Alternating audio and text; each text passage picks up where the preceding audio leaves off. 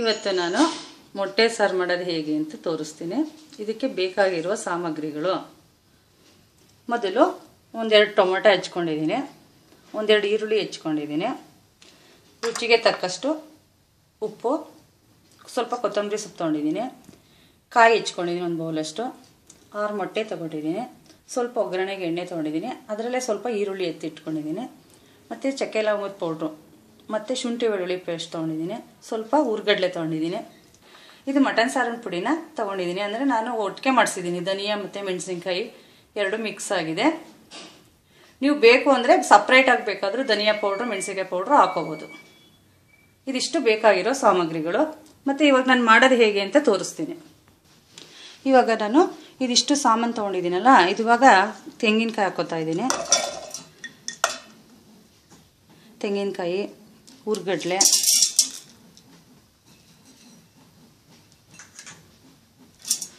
ಆಮೇಲೆ ಈರುಳ್ಳಿ,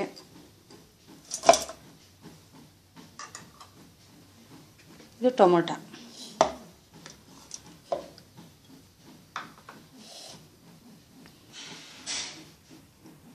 ಶುಂಠಿ ಬೆಳ್ಳುಳ್ಳಿ ಪೇಸ್ಟು ಹಾಕೋತಾ ಇದ್ದೀನಿ.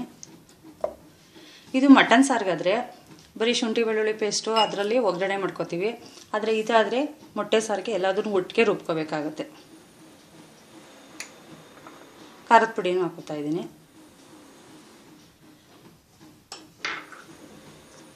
ಕೊತ್ತಂಬರಿ ಸೊಪ್ಪನ್ನು ಹಾಕೋತಾ ಇದ್ದೀನಿ.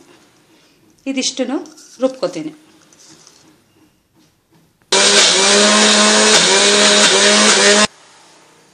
ಗ್ಯಾಸ್ ಹಚ್ಕೊಂಡಿದ್ದೀನಿ. ಈಗ ಇವಾಗ ನೋಡಿ ಒಂದು ಬಾಣಲಿ ತೊಗೊಂಡಿದ್ದೀನಿ. ಇವಾಗ ಅದಕ್ಕೆ 2 ಸ್ಪೂನು ಎಣ್ಣೆ ಹಾಕ್ತಾ ಇದ್ದೀನಿ.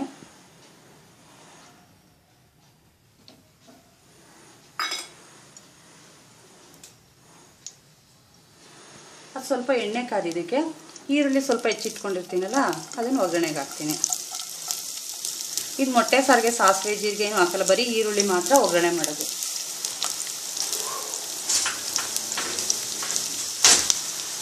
ನೋಡಿ, ಈ ಥರ ಈರುಳ್ಳಿ ಹಾಕ್ಕೊಂಡು ಸ್ವಲ್ಪ ಗೋಲ್ಡನ್ ಬ್ರೌನ್ ಆಗೋ ಥರ ರೋಸ್ಟ್ ಮಾಡ್ಕೊಳ್ಳೋಣ. ಸ್ವಲ್ಪ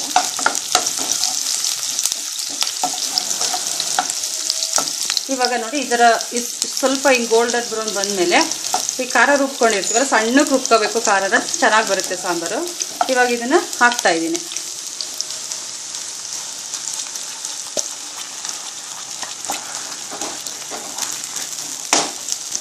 ನೋಡಿ, ಇವಾಗ ನಾನು ಸ್ವಲ್ಪ ನೀರು ಹಾಕಿದ್ದೀನಿ. ಏನು ಗೊತ್ತಾ, ಅದು ಸ್ವಲ್ಪ ಗಟ್ಟಿಗಿದ್ರೇ ಮೊಟ್ಟೆ ಸಾರು ಚೆನ್ನಾಗಿರುತ್ತೆ. ತುಂಬ ತೆಳ್ಳಗೂ ಇರಬಾರ್ದು, ತುಂಬ ಗಟ್ಟಿನೂ ಇರಬಾರ್ದು. ನೋಡಿ, ಅದಕ್ಕೆ ಬಂದರೆ ಚೆನ್ನಾಗಿರುತ್ತೆ. ಆಮೇಲೆ ಇದನ್ನು ಈ ಥರ ಎಲ್ಲ ಆದಮೇಲೆ ಸಾಲ್ಟ್ ಹಾಕ್ತೀನಿ.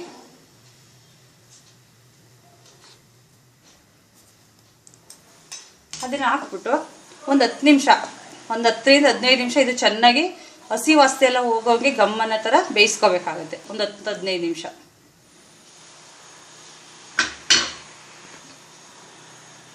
ನೋಡಿ, ಈ ಥರ ಒಂದು ಮುಚ್ಚಿಬಿಡ್ತೀನಿ. ಒಂದು 10ರಿಂದ 15 ನಿಮಿಷ ಚೆನ್ನಾಗಿ ಬೇಯಿಸ್ಕೊಳ್ಳೋಣ. ಆಮೇಲೆ ಮೊಟ್ಟೆ ಹಾಕೋದು ತೋರಿಸ್ತೀನಿ.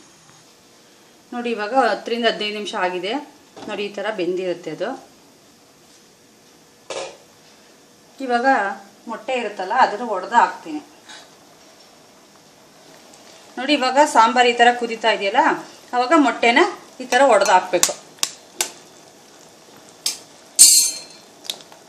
ಹಿಂಗೆ ಒಂದೇ ಕಡೆಗೆ ಬಿಡಬೇಕು ಒಡೆದು.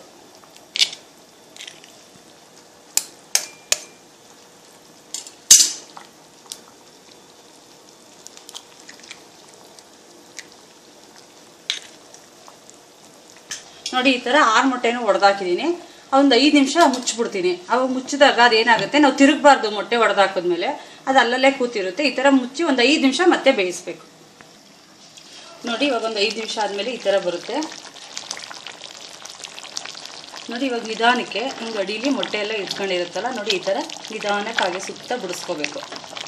ನೋಡಿ, ಈ ಥರ. ಇವಾಗ ರೆಡಿಯಾಗಿದೆ, ಸರ್ವ್ ಮಾಡ್ಬೋದು. ಈಗ ಮೊಟ್ಟೆ ಸಾರು ರೆಡಿಯಾಗಿದೆ. ಇದನ್ನು ಮುದ್ದೆ ಜೊತೆ, ಅನ್ನ ಜೊತೆ ತಿನ್ನೋದಕ್ಕೆ ತುಂಬ ಚೆನ್ನಾಗಿರುತ್ತೆ. ಬೇಕು ಅಂದರೆ ಬಿಸಿ ಮುದ್ದೆಗೂ ಚೆನ್ನಾಗಿರುತ್ತೆ. ಬರೀ ರೈಸ್ಗೆ ಹಾಕೊಂಡು ಊಟ ಮಾಡ್ತೀನಿ ಅಂದರೂ ಮಾಡ್ಬೋದು. ಈ ತಿಂಡಿ ನಿಮಗೆ ಇಷ್ಟ ಆಗಿದ್ರೆ ಈ ಚಾನಲ್ನ ಸಬ್ಸ್ಕ್ರೈಬ್ ಮಾಡಿ ಮತ್ತು ಲೈಕ್ ಮಾಡಿ.